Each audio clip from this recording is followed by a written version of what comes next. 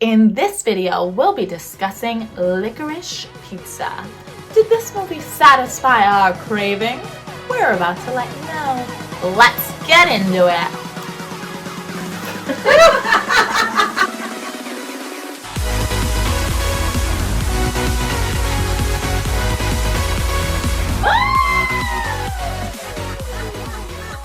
What's up, guys? Welcome to Chicks Watchin' Flicks. I'm Holly. I'm Mandy Lee Thompson. And I'm Katie Lee. And today we are reviewing Licorice Pizza! Oh, I thought you were gonna have a piece of pizza. Oh, no, I didn't. Somebody didn't prepare. Wow. Okay, guys, Licorice Pizza. The story of Alana Kane and Gary Valentine growing up, running around and going through the treacherous navigation of first love in the San Fernando Valley, 1973. That's the best synopsis you're gonna get because we still don't know what the plot is. They're not even, it's not growing up. She's a grown up. She is an old She's a grown lady. up. Like, okay, lots to dive into here. This one, if you think there's licorice in pizza, there's not. So let me just get that out of the way. Okay. This movie is 2 hours 13 minutes, rated R. Overall opinions, let's get to it. Mand? I feel like I missed something. You? This whole movie, I feel like it should speak to me because I am such an intelligent, artistic, educated individual. And I know that it got good reviews. I didn't not like it. I didn't get it. And I'm really upset with myself about that. You should be. Kate, what are your thoughts? I'm not a huge fan of the director. And I looked at his past work and the movies he's created. I wasn't really a fan of. It's just, it's very stylistic and it's plotless. And it's a beautiful story. It's a cute relationship. The acting's phenomenal. It is a period piece. It is. Love all of that. I just, like Mandy said, I was lost. I couldn't follow from scene to scene, like where they were. Are they older? Are they current? Like what's going on here? All right.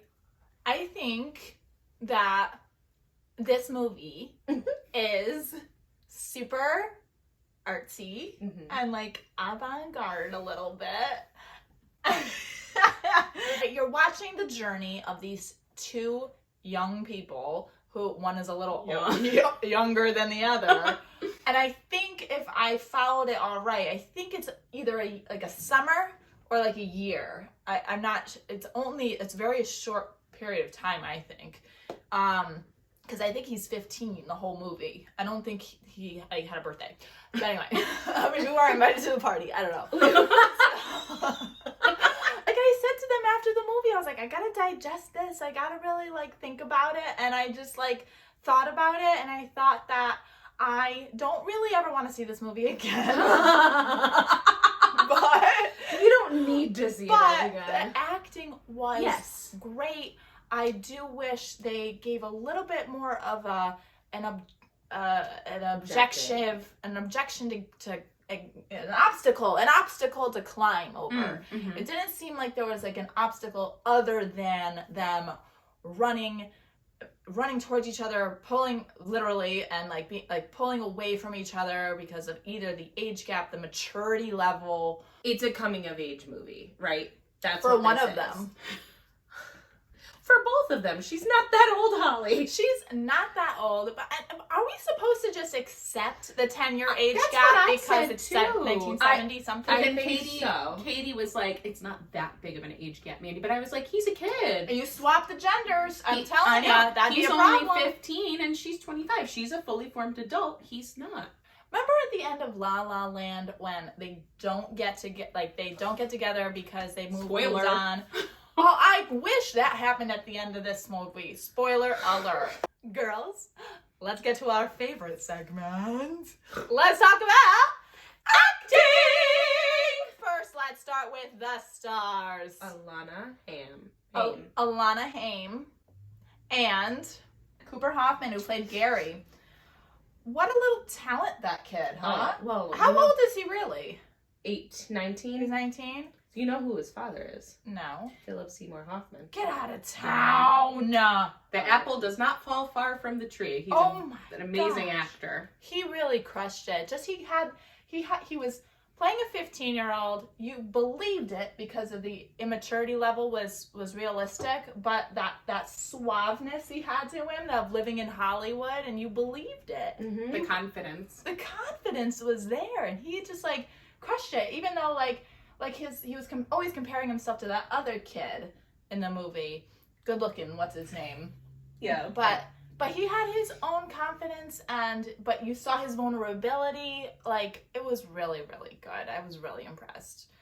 The story really revolved, for me, around him, and everybody else was kind of like his side pieces. Yeah.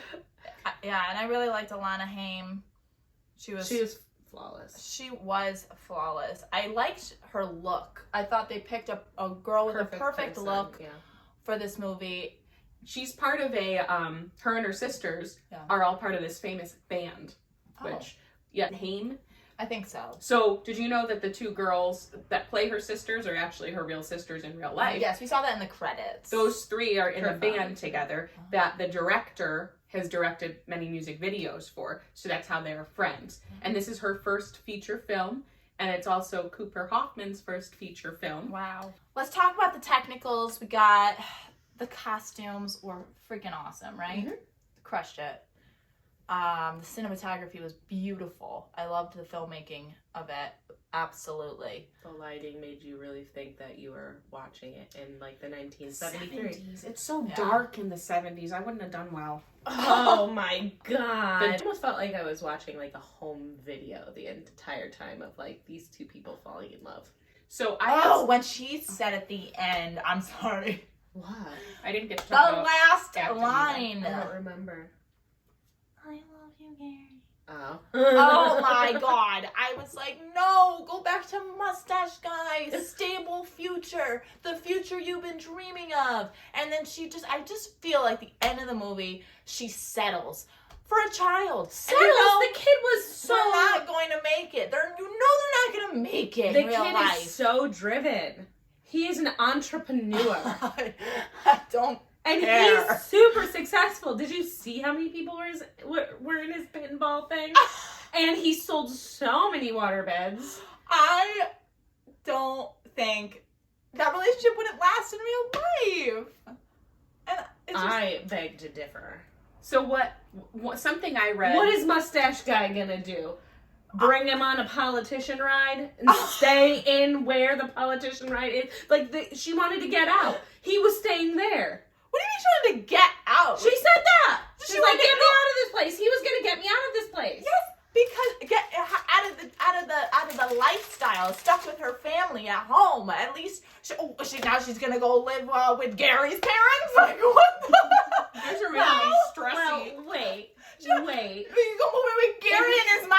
3 years. He'll be 18. That's a long ass time, and she'll be almost 30. At the point at the end of the movie, he's probably 16, so 2 more years. Oh, absolutely not. No. At least if you're on the campaign trail, you're seeing the country. I'm sorry, but I feel very victimized by being 30, Holly.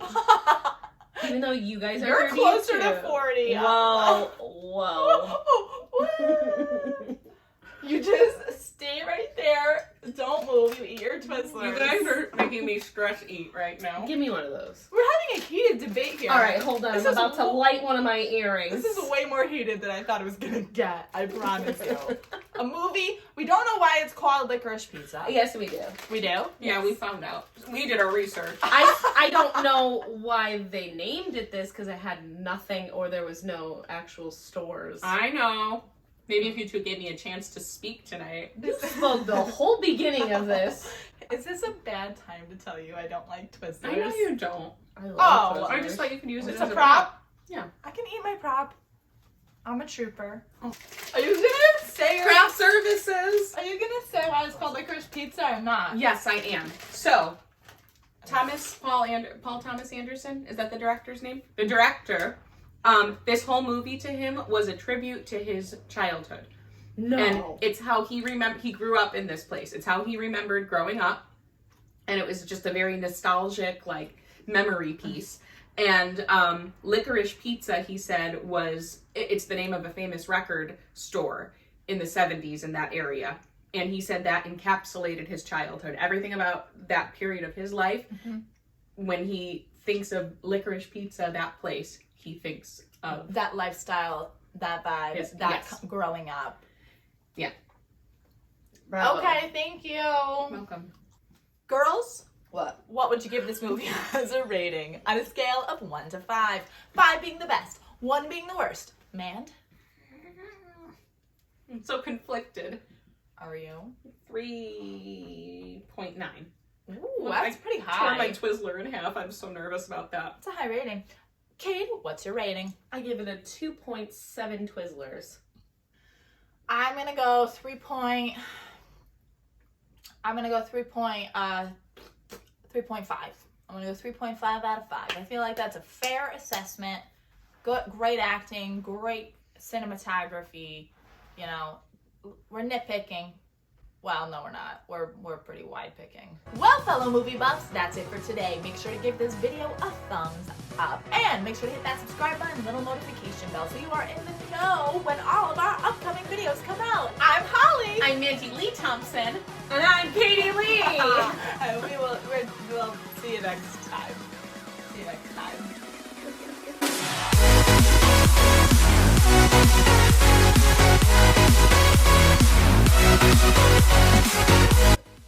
We're showing our age. Good thing.